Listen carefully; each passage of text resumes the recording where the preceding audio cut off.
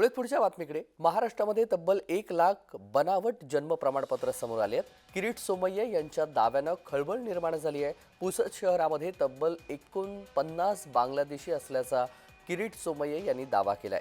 महाराष्ट्रामध्ये 2,23,000 अर्ज आले, त्यापैकी 1 लाख बोगस जन्म नोंद प्रमाणपत्र असल्याचा खळबळजनक दावा किरीट सोमय्या यांनी केलाय।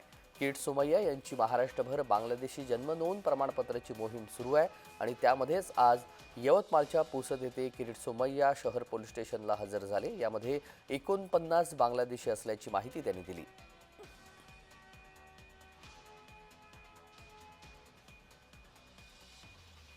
आणि किरीट सोमय्या यांच्याजवळ सविस्तर बातचीत केलेली आहे। आमचे प्रतिनिधी संदेश कानू यांनी पाहूया। 15 बांगलादेशी असल्याचा खळबळजनक आरोप किरीट सोमय्या यांनी केल्यानंतर आज पुसद पोलीस स्टेशनला किरीट सोमय्या दाखल झालेले आहेत। आपल्यासोबत बोलण्यासाठी खुद्द किरीट सोमय्या आहेत। सर, काय सांगाल, काय नेमकं हे प्रकरण आहे आणि किती लोकांच्या जन्म दस्तऐवज आपल्याकडे आहे ते बोगस आहे?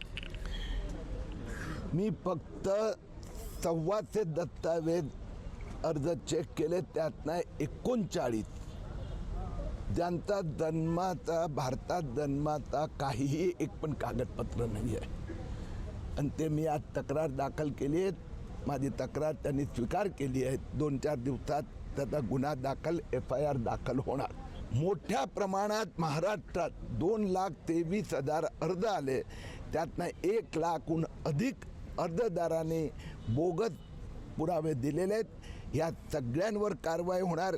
यांच्यासाठी एक डिटेन्शन सेंटर तयार होत आहेत, तिथे यांना पाठवलं जाणार। पुसदमध्ये यापूर्वी सुद्धा बांगलादेशी आढळून आलेले होते। ग्रामीण पोलीस स्टेशनला गुन्हा सुद्धा दाखल झालेला होता आणि आता आपण सांगताय की मोठ्या प्रमाणात बांगलादेशी आहे। आता हा काय आहे की त्यांनी स्वतः येऊन सांगितलं आहे, अर्ज केले की माझ्याकडे माझी जन्म नोंद नाही झाली आहेत।